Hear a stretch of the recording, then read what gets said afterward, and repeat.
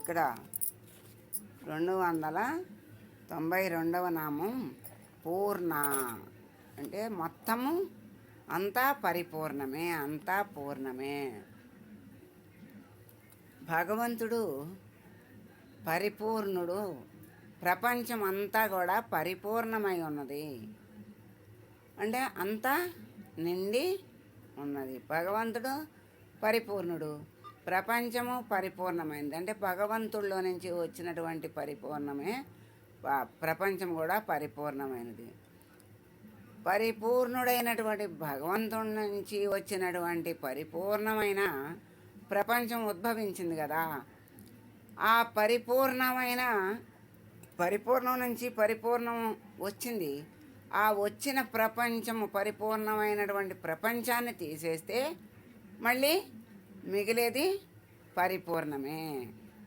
అందువల్ల అమ్మ పరిపూర్ణురాలు. అమ్మ పరిపూర్ణమే. ఎప్పుడు అక్కడేమీ ఒదుగు ఉండదు. అంటే ఇక్కడికి పరిపూర్ణాన్ని కిందకి జగత్తుగా ప్రపంచంగా దిగి వస్తే అక్కడ ఉండదు అనేదేమీ లేదు. అంతటా పరిపూర్ణమే.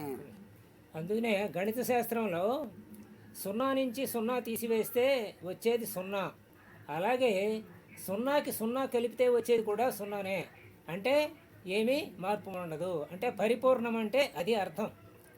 దాంట్లో ఎంత కలిపినా అదే ఉంటుంది, తీసేసినా అదే ఉంటుంది. అందుకనే పూర్ణానది స్వరూపురాలు అమ్మ.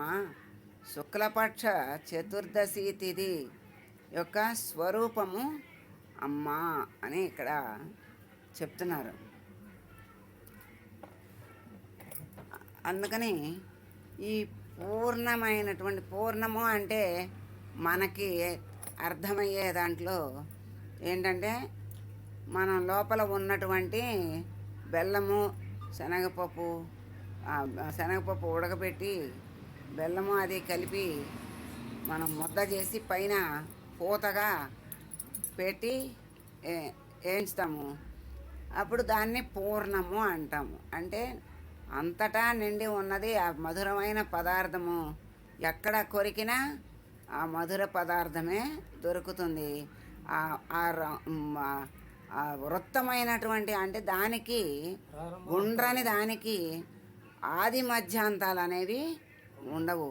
ఒక పొడుగ్గానో పలగ్గానో లేకపోతే అనేక రకాల ఆకారాలు ఉంటే దానికి మొదలు చివర అనేవి ఉంటాయి. దీనికి మొదలు చివర అనేది లేదు, అంతము లేదు, అంతా పరిపూర్ణమే. దాన్ని ఎక్కడ మనం స్వీకరించినా మధురంగానే ఉంటుంది అని పూర్ణము అంటారు దాన్ని. అలాగే అమ్మ పరిపూర్ణమైనటువంటి అమ్మలో నుండి బయటికి వచ్చినటువంటి ప్రపంచము పరిపూర్ణమైనదే. ఈ పరిపూర్ణములో నుంచి పరిపూర్ణం వచ్చింది. ఈ పరిపూర్ణమునే తీసివేసిన మిగిలేది పరిపూర్ణమే. అమ్మ పరిపూర్ణురాలు అంటే చక్కని. అందుకే పౌర్ణమి రోజున అమ్మ స్వరూపముగా భావించి చంద్రమండల మధ్యగా అన్నారు. సూర్యోదయానికి సూర్యోదయం అవ్వగానే సూర్యుణ్ణి చూస్తే భానుమండల మధ్యగా దర్శనమిస్తుంది అమ్మ.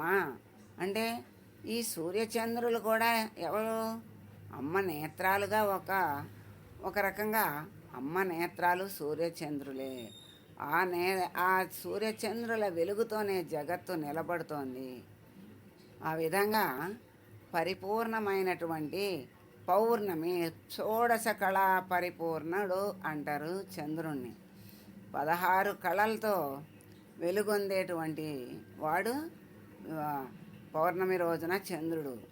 అందుకని రాముణ్ణి కూడా పరిపూర్ణుడు, షోడశ కళా పరిపూర్ణుడు అంటారు. అంటే అన్ని లక్షణాలు చక్కగా నిండి ఆ వెలితి అనేది లేని స్థితి పూర్ణము.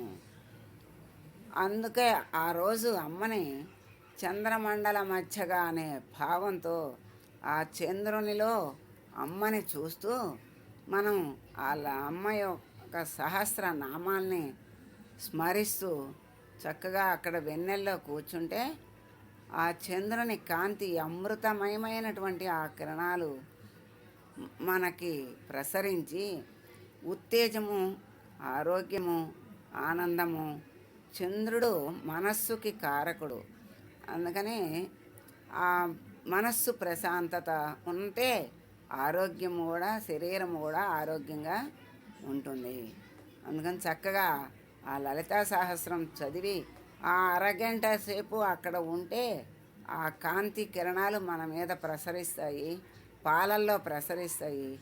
అవి స్వీకరిస్తే ఆరోగ్యము, ఐశ్వర్యము, భక్తి, ముక్తి, ఇహానికి పరానికి కూడా అన్నిటికీ మంచిది అని మనకి చెప్తారు. అందుకే ఇక్కడ శుక్లపక్ష చతుర్దశి తిథి స్వరూపురాలు అని కూడా చెప్తున్నారు. అమ్మ అంటే పూర్ణిమ స్వరూపము అమ్మ అని కూడా మనకి అర్థమవుతుంది. అందుకని పరిపూర్ణమైనటువంటి అమ్మని ఆరాధిస్తే మనకి పరిపూర్ణమైనటువంటి ముక్తి లభిస్తుంది.